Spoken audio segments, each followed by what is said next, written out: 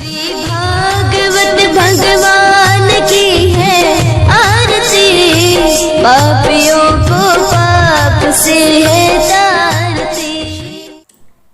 हरे कृष्णा। सभी भक्तों को श्रीमद् भागवतम के सत्र में हार्दिक अभिनंदन और सुस्वागतम। आज का हमारा विषय है श्रीमद् भागवतम के षष्ठ स्कंद का 17वां अध्याय। विषय है माता पार्वती द्वारा चित्रकेतु को श्राप। इस अध्याय में वर्णन किया गया कि किस प्रकार चित्रकेतु, महाराज चित्रकेतु, जो भगवान से मिलने के बाद भगवान जब अंतर्ध्यान हो गए, उसके बाद चित्रकेतु चला गया गंधर्व लोक में, विद्याधर लोक में। वहाँ पर जाने के बाद रमणियों के साथ वो आनंद उपभोग करने लगा। और जब उन्होंने देखा कि बाह्य अंतरिक्ष में, आगे वर्णन करते हैं सुखदेव गोस्वामी कि परीक्षित महाराज को बोले कि जिस दिशा में भगवान अंतर्ध्यान हुए थे उस दिशा की ओर नमस्कार करके राजा चित्रकेतु विद्याधरों का अगुवा बनकर अंतरिक्ष, बाह्य अंतरिक्ष में यात्रा करने लगा। महान साधुओं तथा मुनियों एवं सिद्धलोक तथा चारण लोक के वासियों द्वारा प्रशंसित सर्वाधिक शक्तिशाली जोगी चित्रकेतु लाखों वर्षों तक जीवन का आनंद भोगता हुआ विचरता रहा।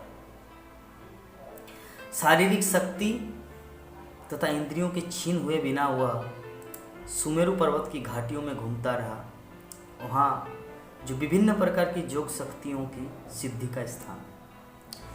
उसने भगवान हरि की महिमा का जप करते हुए विद्याधर लोक की रमणियों के साथ जीवन का आनंद उठाया। एक बार जब राजा चित्रकेतु भगवान विष्णु द्वारा प्रदत्त अत्यंत गोपनीय तेजमय विमान पर बैठकर बाह्य अंतरिक्ष में यात्रा कर रहा था, तो उन्होंने भगवान शिव को सिद्धों एवं चारणों से घिरा हुआ देखा। शिव जी महामुनियों की सेवा में बैठे थे और देवी पार्वती को अपनी गोद में बैठाकर अपने हाथ से उसका आलिंगन कर रहे थे। राजा चित्रकेतु पार्वती के निकट जाकर तेजी से हंसने लगा और कहने लगा। इस संबंध में श्रील विश्वनाथ चक्रवर्ती ठाकुर वर्णन करते हैं कि भक्तिर्भूता हरित दत्वा स्वच्छिद्धि नो भूतय देप्पा सापेन वित्रतम नित्यतम शांति के नयन। श्रील प्रभुपाद तात्पर्य में वर्णन करते कि सारांश यह है कि भगवान चित्रकेतु को यथाशीघ्र वैकुंठ लोक लाना चाहते थे। ईश्वर की योजना यह थी कि पार्वती के शाप से चित्रकेतु वित्रासुर बने, जिससे वो अगले जन्म में भगवान के धाम को तुरंत लौट सके। ऐसे अनेक उदाहरण मिलते हैं जब भक्त से असुर का कार्य करते हुए ईश्वर ने अनुग्रहवश उसे अपने धाम वापस बुला लिया। भगवान शिव द्वारा पार्वती का आलिंगन किया जाना पति पत्नी संबंध के अनुसार स्वाभाविक था। ये चित्रकेतु के लिए कोई विलक्षण घटना न थी, तो भी चित्रकेतु भगवान शिव को उस मुद्रा में देखकर जोर से हंस पड़ा। यद्यपि उसे ऐसा नहीं करना चाहिए था, फलतः उसे शापित होना पड़ा और यह शाप उसके भगवान के धाम वापस जाने का कारण बना। तो चित्रकेतु वहां पर आकर शिव जी और पार्वती देवी, मतलब वहां पे सभासदों को, शिव जी को बोला, शिव जी समस्त जगत के गुरु है और भौतिक देहधारी जीवात्मा में सर्वश्रेष्ठ है, वही धर्म पद्धति की व्याख्याता है। तो भी कितना आश्चर्यजनक है कि वे बड़े बड़े संत पुरुषों की सभा के बीच अपनी पत्नी पार्वती का आलिंगन कर रहे हैं। जटाधारी शिव ने निसंद कठिन तपस्या की है।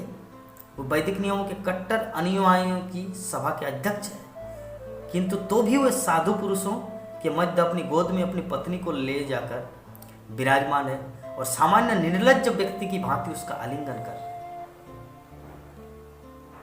तो तात्पर्य में श्रील प्रभुपाद बोलते हैं कि चित्रकेतु शिव जी के उच्च पद से परिचित था, इसीलिए उन्होंने यह कहा कि कितना आश्चर्य है कि शिव जी सामान्य व्यक्ति जैसा आचरण कर रहे हैं। उन्होंने शिव जी के पद की प्रशंसा की, किंतु जब उन्होंने देखा कि साधु पुरुषों की सभा में बैठकर निर्लज्ज होकर सामान्य व्यक्तियों का सब व्यवहार कर रहे हैं, तो वे उन्हें आश्चर्य हुआ। तो श्री विश्वनाथ चक्रवर्ती ठाकुर कहते हैं कि यद्यपि चित्रकेतु ने शिव जी की आलोचना की, किंतु दक्ष की भांति उनका अपमान नहीं किया। दक्ष ने तो शिव जी को नगण्य मान लिया था, जबकि चित्रकेतु ने शिव जी के इस प्रकार आसीन होने पर आश्चर्य ही व्यक्त किया। ओनली सरप्राइज, आश्चर्य। तो सुखदेव गोस्वामी इस संबंध में बोल रहे कि हे राजा परीक्षित, चित्रकेतु के वचन को सुनकर परम बलशाली अगाध ज्ञानवान देवादिदेव शिव केवल हंस दिए और चुप रहे। सभा के समस्त सदस्यों ने भी उन्हीं का अनुकरण किया और कुछ भी नहीं कहा। तात्पर्य में श्रील प्रभुपाद आगे वर्णन करते हैं कि चित्रकेतु द्वारा शिव जी का आलोचना का उद्देश्य रहस्यमय है और सामान्य व्यक्ति की समझ के परे है, beyond in ordinary persons conception. तो भी श्री विश्वनाथ चक्रवर्ती ठाकुर ने इस प्रकार टिप्पणी की कि परम वैष्णव एवं परम शक्तिशाली देवता होने के कारण शिव जी अपनी इच्छानुसार कुछ भी करने में समर्थ है। यद्यपि वो बाह्य रूप से सामान्य व्यक्ति का सा आचरण कर रहे हैं और शिष्टाचार का पालन नहीं कर रहे थे, किंतु ऐसे कार्यों से उनकी उच्च स्थिति में कोई कमी नहीं आती। कठिनाई वही है कि सामान्य व्यक्ति उनके इस आचरण को देखकर उसका अनुकरण कर सकता है, जैसा कि भगवत गीता में कहा गया है, यज्जत आचरति श्रेष्ठस् तत्तत् देवद्रजन सजत प्रमाणं कुरुते लोकस्तत् अनुवर्तते, कि महापुरुष जो जो आचरण करता है सामान्य व्यक्ति उसका अनुसरण करते हैं। तो संपूर्ण विश्व उसी के अनुसार कार्य करता है। सामान्य व्यक्ति भी दक्ष की भांति जिसने आलोचना का फल भोगा, वो शिव जी की आलोचना करके कष्ट का भागी हो सकता है। राजा चित्रकेतु चाहते थे कि शिव जी अपना बाह्य व्यवहार बंद करें ताकि दूसरे लोग आलोचना न करें और अपराध के भागी न हो। यदि कोई वो ये सोचता है कि भगवान विष्णु ही पूर्ण है और अन्य सभी देवता शिव जी के समान अनुचित कृत्य करते रहे, तो वो अपराधी है। ये सब सोचकर ही चित्रकेतु शिव जी के प्रति इतने निष्ठुर हो सके। तो शिव जी तथा पार्वती, सुखदेव गोस्वामी आगे वर्णन करते हैं कि बीर्ज को न जानते हुए, उसके शौर्य उनकी शक्ति को न जानते हुए राजा चित्रकेतु ने उनकी तीखी आलोचना की। उसके वचन तनिक भी अच्छे लगने वाले न थे। अतः अत्यंत क्रुद्ध देवी पार्वती चित्रकेतु से, जो अपने ही इंद्रियों को नियंत्रण में शिव जी से श्रेष्ठ समझ रहा था, इस प्रकार बोले। तात्पर्य में श्रील प्रभुपाद वर्णन करते हैं कि यद्यपि चित्रकेतु शिव के समान शिव का अपमान नहीं करना चाहता था, किंतु उसे चाहिए था कि उसकी आलोचना नहीं करता। भले ही शिव जी सामाजिक शिष्टाचार का उल्लंघन कर रहे थे, फिर भी उनकी आलोचना न करता। कहा गया है तेजी असांग न दोषाय, कहने का अर्थ जो परम समर्थ है उसे निर्दोष मानना चाहिए। उदाहरण तो सूर्य, किसी को सूर्य की बुराई नहीं करनी चाहिए, यद्यपि वो सड़कों में मूत्रादि को उड़ाता है। सर्वाधिक शक्तिमान की आलोचना न तो सामान्य व्यक्ति द्वारा न ही महान पुरुष द्वारा होना चाहिए। चित्रकेतु को यह समझ लेना चाहिए कि यद्यपि शिव उस प्रकार बैठे हुए तो भी उनकी आलोचना नहीं होना चाहिए। कठिनाई यह थी कि चित्रकेतु भगवान विष्णु शंकरसन का परम भक्त हो गया था और शंकरसन का वर प्राप्त होने से उसे कुछ घमंड भी हो आया था। अतः उसने सोचा कि वो किसी को भी, चाहे वो शिव जी क्यों न हो, आलोचना कर सकता है। भक्त में ऐसा गर्व अक्षम्य है। वैष्णव को हमेशा विनम्र रहना चाहिए और अन्यों का आदर करना चाहिए। तिनादपि सुनिचेन तरोरपि सहिष्णुना अमानी न माने देन कीर्तनीय सदाहरि। तो पार्वती ने चित्रकेतु को बोला कि ओह, क्या हम जैसे निर्लज्ज व्यक्तियों को दंड देने के लिए इसने दंडधारी का पद लिया है? क्या इसे शासक नियुक्त किया गया है? क्या यही सबों का एकमात्र स्वामी है? ओह, ऐसा प्रतीत होता है कि न तो कमल पुष्प से जन्म लेने वाले ब्रह्मा, न भृगु तथा नारद जैसे महामुनि अथवा सनत कुमार आदि चारों कुमारी धर्म के नियमों को जानते हैं। मनु तथा कपिल भी उन नियमों को भूल चुके हैं। मैं सोचती हूँ कि इसीलिए उन्होंने कभी शिव जी को इस प्रकार अनुचित ढंग से आचरण करने के लिए नहीं टोका। यह चित्रकेतु में घोर निकृष्ट है, क्योंकि इसने इन शिव जी का तिरस्कार करके ब्रह्मा तथा अन्य देवताओं को मात कर दिया है, जो उनके चरण कमलों पर बैठकर सदैव ध्यान करते हैं, ध्यान धरते हैं। भगवान शिव साक्षात धर्म तथा समस्त जगत के गुरु है, अतः चित्रकेतु दंडनीय है। यह व्यक्ति ऐसा सोचकर अपनी सफलता में फूला हुआ है कि मैं ही सर्वश्रेष्ठ हूं। यह व्यक्ति भगवान विष्णु के उन चरण कमलों के निकट, जिनकी उपासना सभी साधु पुरुष करते हैं, जाने के योग्य ही नहीं है, क्योंकि यह अपने को अत्यंत महत्वपूर्ण, इंपॉर्टेंट समझकर घमंडी बन गया है। अरे मेरे दुर्बुद्धि बेटे, दुर्गा देवी पार्वती आगे बोल रहे हैं चित्रकेतु, अब तुम असुरों के निम्न तथा पापी परिवार में जन्म ग्रहण करो, जिसे तुम पुनः इस संसार में महान संत पुरुषों के प्रति ऐसा पाप न कर सको। सुखदेव गोस्वामी आगे वर्णन करते हैं कि हे राजा परीक्षित, पार्वती द्वारा शाप दिए जाने पर चित्रकेतु अपने विमान से नीचे उतरा, उनके समक्ष विनम्रतापूर्वक नतमस्तक हुआ और उसने उन्हें पूर्ण रूपे न विनम्र भाव से प्रसन्न कर दिया। चित्रकेतु ने कहा, हे माता पार्वती, मैं अपने हाथ जोड़कर आपका शाप स्वीकार करता हूँ। मुझे शाप की परवाह नहीं है, क्योंकि मनुष्य के पूर्व कर्मों के अनुसार ही देवताओं द्वारा सुख या दुख प्रदान किए जाते हैं, परंतु अज्ञान से मोहग्रस्त होकर यह जीवात्मा इस संसार रूपी जंगल में भटकता रहता है और हर जगह तथा हर समय अपने पूर्व कर्मों के फलस्वरूप सुख तथा दुख पाता रहता है। अतः हे माता, इस घटना के लिए न आप दोषी है न मैं। चित्रकेतु कितने ज्ञान है, कितना ज्ञानवान है। मैं संसार में न तो स्वयं जीवात्मा और न पराय मित्र तथा शत्रु, न भौतिक सुख अथवा दुख के कारण है। केवल अज्ञानतावश जीवात्मा सोचता है कि वह तथा पराये लोग इसके कारण स्वरूप है। तो आगे वर्णन करते हैं कि यह संसार सतत प्रवाहमान नदी की तरंगों के समान है, अतः इसमें क्या शाप और क्या अनुग्रह, क्या कृपा और क्या अभिशाप, क्या स्वर्गलोक या क्या नरकलोक, क्या सुख तथा क्या वास्तविक दुख निरंतर प्रवाहित होते रहने के कारण तरंगे कोई शाश्वत प्रभाव नहीं छोड़ती।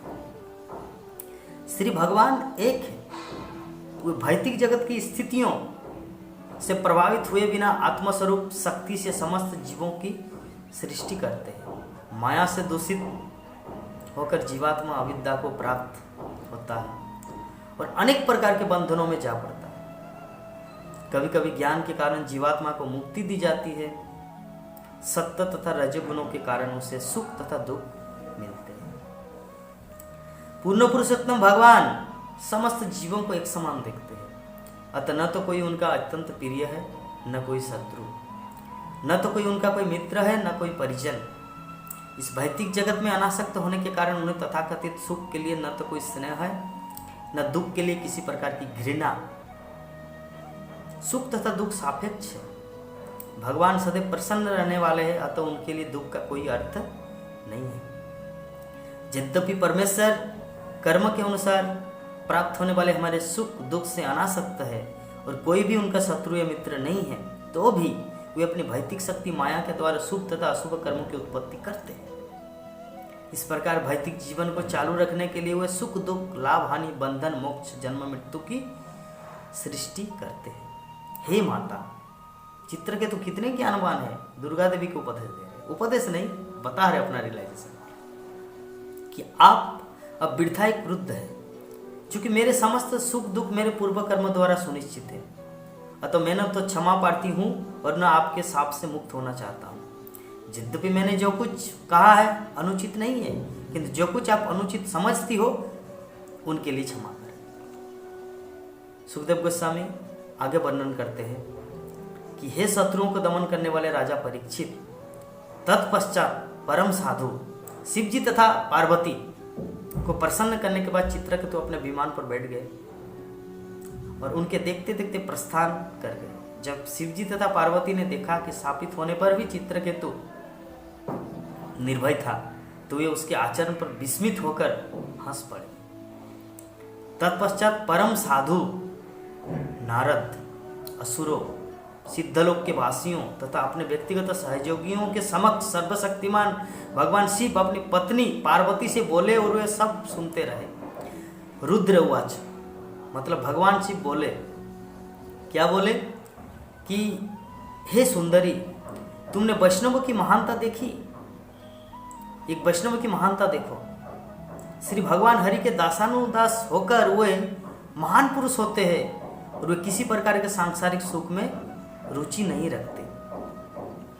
पूरी तरह से भगवान नारायण की सेवा में लीन रहने वाले भक्तजन जीवन की किसी भी अवस्था से भयभीत नहीं होते।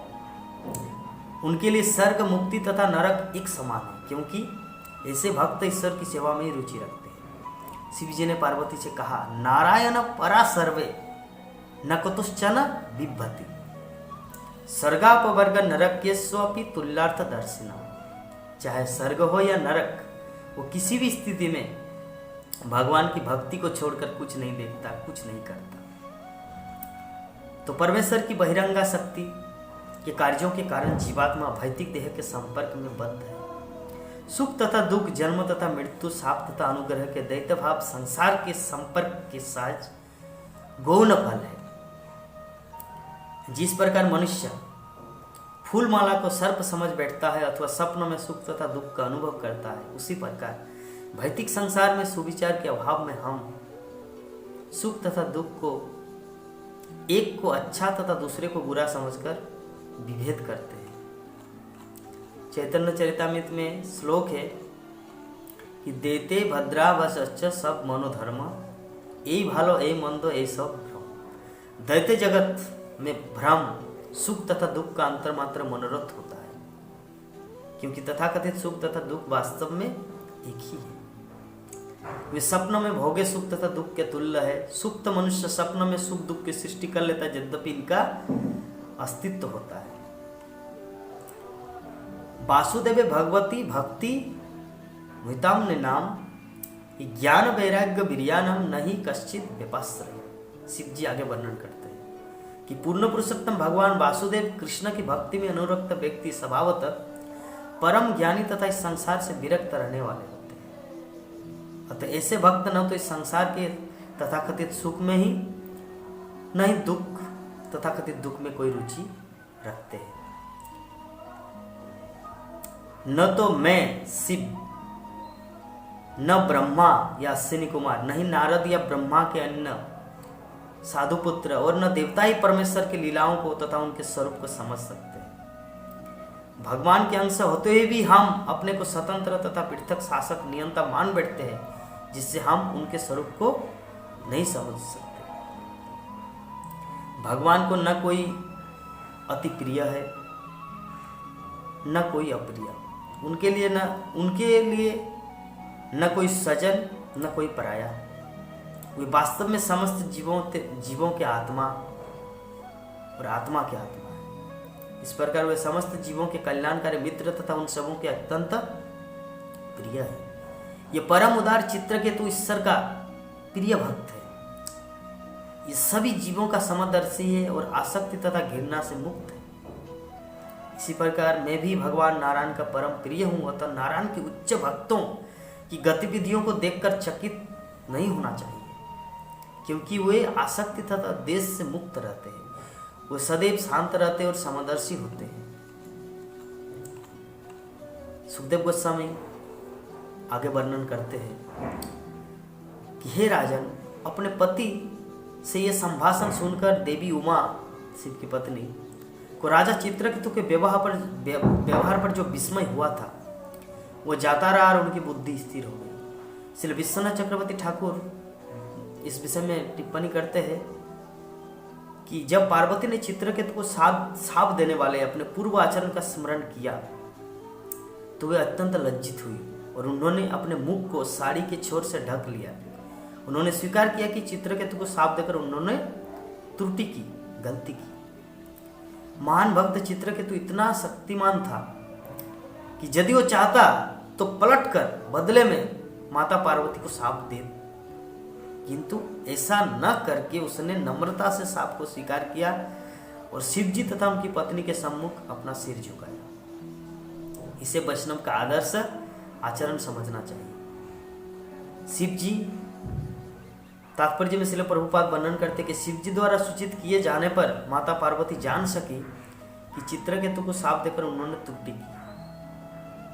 चित्रकेतु का चरित्र इतना महान था कि पार्वती द्वारा गलती से शापित होने पर भी वो अपने विमान से तत्काल उतरा और साप को अंगीकार करके माता के समक्ष अपना माथा टेका। इसका उल्लेख पहले ही किया जा चुका है, नारायण परा सर्वे न कतश्चन बिभ्यति। चित्रकेतु ने खेल खेल में माता के साप को स्वीकार कर लिया, इसीलिए स्वीकार किया जिससे वो प्रसन्न हो जाए। यही साधु का लक्षण है। श्री चैतन्य महाप्रभु ने कहा है, तिन्नादपि सुनिचेन तरोरपि सही सुनना। भक्त को अत्यंत विनम्र होना चाहिए और बड़ों का सम्मान करना चाहिए। श्री भगवान द्वारा रक्षित होने से भक्त सदा ही शक्तिमान होता है, किंतु अपनी शक्ति का वृथा प्रदर्शन नहीं करना चाहता। किंतु यदि अल्पज्ञानी पुरुष को थोड़ी सी भी शक्ति प्राप्त हो जाती है तो उसका उपयोग इंद्रिय तृप्ति के लिए करना चाहता है। भक्त का आचरण ऐसा नहीं होता। माता दुर्गा भवानी शिव जी की पत्नी से शापित होकर उसी चित्रकेतु ने आसुरी योनि में जन्म लिया। वो तष्टा द्वारा किए गए यज्ञ में असुर के रूप में प्रकट हुआ, यद्यपि वह दिव्य ज्ञान और उसके व्यवहारिक उपयोग में अभी भी परिपूर्ण था और इस प्रकार वह वित्रासुर के नाम से प्रसिद्ध हुआ। तो श्रील प्रभुपाद तात्पर्य में लिखते हैं कि योनि का सामान्य अर्थ जाति अर्थात परिवार, समूह या किस्म समझा जाता है। यद्यपि वृत्रासुर असुरों के परिवार में उत्पन्न हुआ, किंतु उसका आध्यात्मिक ज्ञान तब भी बना रहा। ज्ञान विज्ञान संयुता, उसका दिव्य ज्ञान तथा जीवन में उस ज्ञान का व्यवहार उसे वो भूले नहीं। अतः यदि किसी कारणवश भक्त च्युत हो जाता है तो भी नष्ट नहीं होता। जत्र का बाभद्रम अबुदमुष्यकी कोबार्थ आप तो भजताम सधर्मता। भागवतम में कहा है, एक बार भक्ति में सिद्ध हो जाने पर किसी भी दशा में उसकी आध्यात्मिक निधि का क्षय नहीं होता। वो जितना भी आत्मज्ञान अर्जित कर चुका होता है वो बना रहता है। भगवत गीता में इसकी पुष्टि की गई है कि यदि कोई भक्ति जोगी भ्रष्ट होता है तो वह संपन्न परिवार में या ब्राह्मण परिवार में जन्म ग्रहण करता है और वहाँ पर फिर से अपनी भक्ति के कार्यकलाप जहाँ उसने छोड़े थे वहाँ से प्रारंभ कर देता है। वृत्रासुर भले ही असुर कहलाता रहा हो, किंतु उसकी भी कृष्ण भावना या भक्ति विनष्ट नहीं हुई थी। हे राजा परीक्षित, तुमने मुझसे पूछा था कि परम भक्त वृत्रासुर ने असुर वंश में किस प्रकार जन्म लिया, अतः मैंने तुम्हें उसके विषय में सब कुछ बताने का प्रयास किया है। चित्रकेतु महान भक्त महात्मा था। यदि कोई मनुष्य किसी शुद्ध भक्त से चित्रकेतु के इस इतिहास को सुने तो श्रोता भी संसार में अपने बद्ध जीवन से मुक्त हो जाएगा। तो तात्पर्य में श्रील प्रभुपाद अंत में ही बताना चाह रहे कि पुराणों में वर्णित ऐतिहासिक घटनाएं यथा भागवत पुराण का चित्रकेतु का इतिहास अभक्तों अथवा बाहरी लोग द्वारा कभी कभी गलत समझ लिया जाता है। इसीलिए सुखदेव गोस्वामी का उपदेश है कि चित्रकेतु का ये इतिहास किसी भक्त के मुख से ही सुना जाए। भक्ति संबंधी या भगवान और भक्तों के संबंध में जो कुछ भी हो उसे भक्त से ही सुना जाए, किसी व्यवहारिक वाचक से नहीं। यहाँ इसकी संस्तुति की गई है। श्री चैतन्य महाप्रभु का सचिव का भी यही कहना था, स्वरूप दामोदर गोस्वामी। श्रीमद् भागवत का इतिहास भक्त से ही सीखी जाए। जाओ भागवत पढ़ो वैष्णव स्थान। मनुष्य को चाहिए कि भागवत के कथनों को व्यावसायिक वाचक से न सुने, अन्यथा उसका प्रभाव नहीं पड़ेगा। श्री सनातन गोस्वामी ने पद्म पुराण से उदाहरण देते हुए कठोर वर्जना की है और अभक्तों के मुख से भगवान तथा उनके भक्तों का चरित्र न सुना जाए। अवश्य मुखोद्गीर्ण पुतम हरि कथामृतम, सर्वनम नैव कर्तव्यम सर्वोच्चिष्टम यथापया। अवैष्णव के मुख से श्री कृष्ण के संबंध में कुछ भी नहीं सुना जाना चाहिए। जिस प्रकार सर्प के होठों का स्पर्श करने से दूध विषाक्त हो जाता है, उसी प्रकार अवैष्णव द्वारा कृष्ण के संबंध में दिया गया आख्यान व्याख्यान विषपूर्ण होता है। केवल प्रामाणिक भक्त ही अपने श्रोताओं को भक्ति के विषय में उपदेश देकर उन्हें भक्ति योग में प्रभावित कर सकता है। जो व्यक्ति प्रातःकाल उठकर अपने मन तथा वाणी को बस में रखकर तथा श्री भगवान का स्मरण करके चित्रकेतु का ये इतिहास पढ़ता है, वो बिना कठिनाई के भगवान के धाम को चला जाता है। निताय गौर प्रेमानंदे, हरि हरि बोल। तो सुखदेव गोस्वामी यहीं पर इस कथा का विराम देते हैं। इस अध्याय यहीं पर संपूर्ण होता है। तो आप सभी भक्तों को बहुत बहुत धन्यवाद श्रीमद् भागवत की इस कथा को श्रवण करने के लिए। तो हम कल एक दूसरे अध्याय लेकर आप सबके सामने प्रेजेंट उपस्थित रहेंगे। आप सभी भक्तों को अनेक अनेक धन्यवाद। हरे कृष्ण।